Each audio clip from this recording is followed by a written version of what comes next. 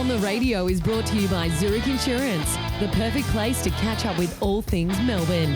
If you enjoy this content and want more inside access from the team, make sure you visit the club website. I don't know what's going on, but it was a very, very exciting and unbelievable last quarter of footy. Might have been that or something else.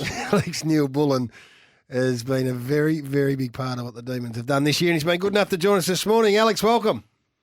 Gary, Tim, thanks for having me. Have you come down off the high? What's good he done? Has he got you in on a Sunday morning and just laid down the law on what's ahead? Because I know the supporter base is still floating. Yeah, it's been a good last 48 hours, that's for sure. More so for the whole football club and the football community that follow Melbourne. I think we've been outpoured with a lot of emotional condolence in regards to how well we've played over the year. But for the last 48 hours, it's just been about how well that last quarter went for us. And with that result now, anything's possible. We've got ourselves in a great position. And, yeah, we're really looking forward to seeing what we can achieve over the next 4 weeks. Hey, Alex, congratulations on all you've achieved so far this year. Down by 44. How did you turn it around? Yeah, it's something, reflecting over the last day, at half-time we went in there still understanding that the game wasn't away from us. We still had a lot of key areas of the game that we were strong in. We just had a lapse in that last 10 minutes of the second quarter where the centre bounce didn't go our way. And on top of that, we all had areas in our lines from the forward line through the midfield to the back line that we needed to work on. So we adjusted with that, and before you knew it, the game was back on our game level, but at the same time, the scoreboard hadn't ticked over yet. So it took to the last quarter for that to happen, and from there, we banged on, I think, 4 goals within the first 5 minutes, and we're in the game again, and that's something that confidence does to a group. At what stage of that third quarter did you feel like you were back and a win was a possibility, or were you not thinking like that at the time? I'm an open thinker with that, Tim. I always think there's a possibility as long as the siren hasn't gone. There's a moment I remember when Brownie took a mark and went back and slotted the goal, and I thought right from that moment, we're still a chance here.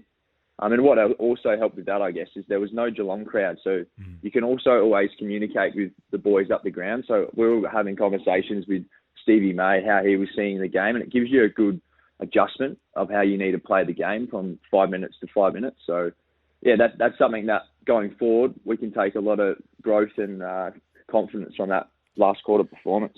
Alex Neal-Bullen's with us, who, Tim, is the embodiment of, I think, of the team in terms of selflessness and sacrifice and doing roles for your team, which by the club's own admission hadn't always been a strong suit throughout the whole of the football team. And Alex, I'm just wondering, if you want to take it right back, I've heard Max talk about it, I've heard Clayton Oliver talk about it, about the fact that they wanted to be more selfless and it was all about team success as opposed to individual.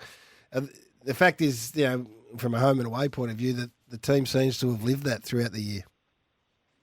Yeah, and that means a lot, Gary, hearing that from a past player of the footy club, because that's something we've set out to do.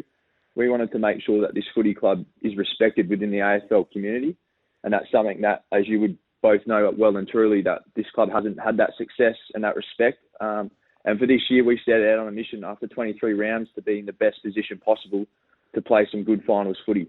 And we've done that now, but the next process for us is resetting, and that's what today we'll do at the footy club and making sure we focus on Brizzy, because that's something that the footy club, the individuals, the leaders really have driven. And you've seen that with Clayton Oliver's performances, like the way he's always been an accumulator, but the way now he's a great teammate. He uses the ball so well, especially in the second half. I think you just saw the cream rise to the top, and that's a huge reason why we were able to pull off that victory.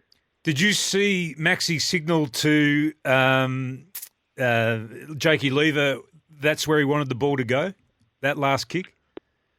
Yeah, Maxi's so switched on with the time of the game that I think in the vision you could see that he didn't go all the way to the goal line, and I don't know. I just had a feeling that this is a moment that Maxi was going to stand up, and it's been well documented. He's had times before where he's had an occasion against Geelong, and I was so confident once he got that mark that he was going to go back and kick it truly.